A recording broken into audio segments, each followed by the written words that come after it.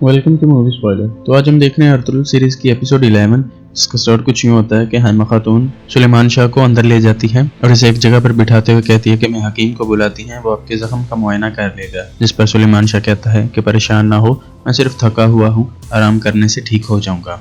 उसके बाद अर्तुगरुल का छोटा भाई और हलीमा सुल्तान का भाई आपस में खेल रहे होते हैं। तभी अर्तुगरुल ऊपर से आ जाता है और फिर हलीमा सुल्तान का भाई वहां से चला जाता है। जिसके बाद अर्तुगरुल अपने भाई से पूछता है कि कबीले में हालात कैसे रहे। जिस पर वो उसे बताता है कि कबीले में बगावत हो गई थी, लोगों ने हलीमा सुल्तान के खैमे पर हमला कर दिया था। जिस पर अर्तुगरुल परेशान होकर उसे पूछता है कि क्या हुआ था। वो कहता है कि लोगों को काफिले के बारे में पता चल चुका था, जिसकी वजह से उन्होंने हलीमा बाजी के खैमे पर हमला कर दिया था। ये तो शुक्र है वालिदा आ गई और उन्होंने हलीमा बाजी को बचा लिया और अपने साथ अपने खैमे में ले गई। उसके बाद हलीमा सुल्तान भी अपने खैमे से निकलती है और अर्तुगरुल के पास आ जाती है। जिसके बाद उसका भाई वहां से चला जाता है। वो अर्तुगरुल का शुक्रिया अदा करती है, लेकिन अर्तुगरुल कबीले में उस पर होने वाले हमले की वजह से उससे माफी मांगता है और वो उससे कहता है कि मैं आपको कुछ चीज देना चाहता हूँ जो यकीनन आपको बहुत पसंद आएगी। जिस पर हलीमा सुल्तान कहती है कि ठीक है। उसके बाद सलजान अपने खैमे में अपने शोहर गुंदोगदू के जख्मों पर मरहम लगा रही होती है और उसके साथ मेहमानों को कोस रही होती है। जिस पर उसका शोहर चिल्लाकर कहता है कि तुम जानती भी हो कि वो लोग कौन है। वो नोमान शहजादा है सल्जूक का, और वो हलीमा जिसे तुम बुरा भला कहती रहती हो वो एक शहजादी है।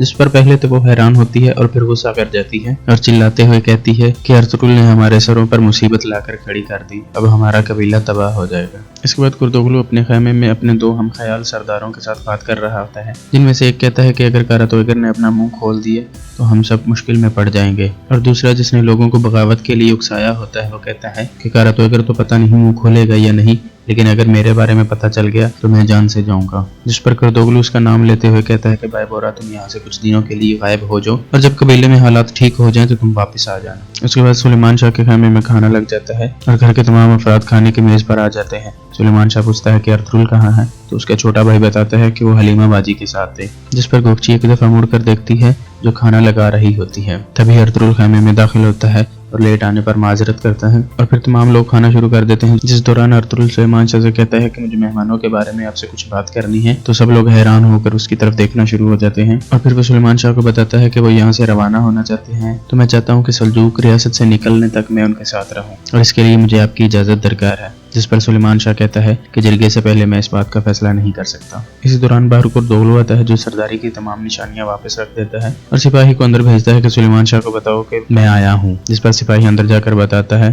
तो सुलेमान शाह उसे कहता है कि उसे कहो कि इंतजार करे। अगले सीन में दिखाया जाता है कि अर्तुगरुल के सिपाही जंगल में किसी जगह पर एक बूढ़े को एक दरख्त के साथ बांधा होता है और एक लड़के को फांसी पर लटकाया होता है और दूसरी साइड पे एक टोकरी बांधी होती है जिसमें वो पत्थर डाल रहे होते हैं, जिसका वजन बढ़ने से उस आदमी के गले पर रस्सी का दबाव बढ़ता है और वो उससे पूछ रहे होते हैं कि कबीले में बगावत करने पर तुम्हें किसने उकसाया था। और वो कहते हैं कि भाई बोरा ने हमें ये सब करने पर उकसाया था। ये भाई बोरा वही शख्स है जिसे कुर्दोगलू ने कुछ देर पहले ही कबीले से निकल जाने का कहा था और कहा था कि कुछ देर के लिए कबीले से गायब हो जाओ। इधर शहजादा नुमान के पास अफसन पाशा आता है जो उसे कहते हैं कि अर्तुगरुल सल्जूक रियासत की हद तक हमारे साथ जाएगा और उसके बाद मैं आपकी हिफाजत करूंगा। और ये सब बातें शहजादा नुमान का बेटा भी सुन लेता है। जिस पर वो रोते हुए अपने बाप के पास आता है और कहता है कि मैं थक चुका हूँ, मैं इस जिंदगी से बहुत उकता चुका हूँ, अब मैं मजीद नहीं भाग सकता। उसके बाद हलीमा सुल्तान अपने खैमे से निकलकर कबीले से बाहर एक तरफ को जा रही होती है, जिसे गोकची देख लेती है और उसका पीछा शुरू कर देती है। तभी हलीमा सुल्तान एक जगह पर पहुंचती है जहां अर्तुगरुल पहले से उसका इंतजार कर रहा होता है। वो देखती है कि अर्तुगरुल एक घोड़ी को सुधार रहा होता है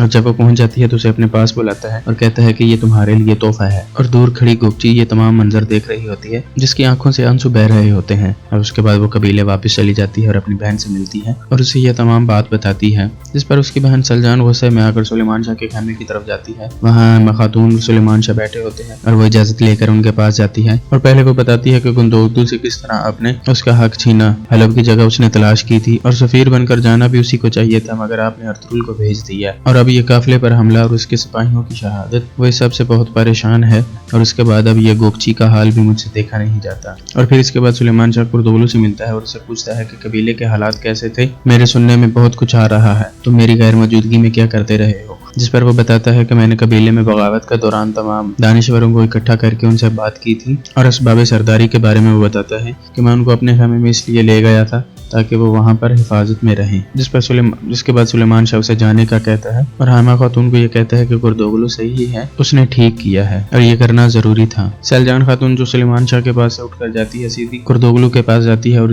उससे वो बात कर रही होती है कि हम दोनों इस साजिश में शामिल हैं कि हमारे कबीले में रहने वाले मेहमान कौन हैं। और उससे पहले कि वो ये भी कुर्दोगलू को बताती, अर्तुरुल तभी खैमे में दाखिल होता है, जिसके बाद सैलजान खातून वहाँ से इजाजत लेकर चली जाती है और अर्तुरुल कुर्दोगलू से पूछता है कि बाया बोरा कहाँ है। जिस पर कुर्दोगलू समझ जाता है कि बाया बोरा का भांडा फूट चुका है और वो कहता है कि मैंने उसे नहीं देखा, जैसे ही वो मुझे मिलेगा मैं तुम्हें जरूर बताऊंगा। और अर्तुरुल उसे ये कहते हुए कि तुम्हें जहमत करने की कोई जरूरत नहीं, मैं खुद ही उसे ढूंढ लूंगा, खैमे से बाहर चला जाता है। और इसके बाद अर्तुरुल लोहार अली दमीर के पास आता है और उसे अपने दिल की बात बताता है, जिस पर लोहार अली दमीर उसे कहता है कि तुम्हें अपने दिल की बात कर देनी चाहिए, तुम्हें उसे बता देना चाहिए कि तुम उससे मोहब्बत करते हो। इधर कुर्दोगलू के खैमे में कोई आता है और उसे बताता है कि तुमसे कोई शख्स मिलना चाहता है, जिस पर कुर्दोगलू कबीले से बाहर जाकर उसे मिलता है तो देखता है कि ये कमांडर टाइटस है। कमांडर टाइटस उसे कहता है कि तुम कायरा दोगर को कबीले से रिहा करवाओ, जिस पर वो उसे कहता है कि मैं ये काम नहीं कर सकता, लेकिन तुम अपनी बहादुरी की वजह से ये काम कर सकते हो। इधर कुर्दोगलू के साथ एक जो तीसरा सरदार होता है जिसका नाम अलफरगू होता है, बायाबोरा को एक नदी के पास लेकर आता है। चूंकि उसका भांडा फूट चुका होता है इसलिए वो बायाबोरा को वहीं पर कत्ल कर देता है। और फिर इसके बाद तिजारती काफिले के साथ जाने वाले सिपाही जो कि शहीद हो चुके होते हैं उनकी नमाज जनाजा अदा की जाती है और उसके बाद दुआ की जाती है। और इसी के साथ इस एपिसोड का इख्तिताम होता है। अल्लाह हाफिज।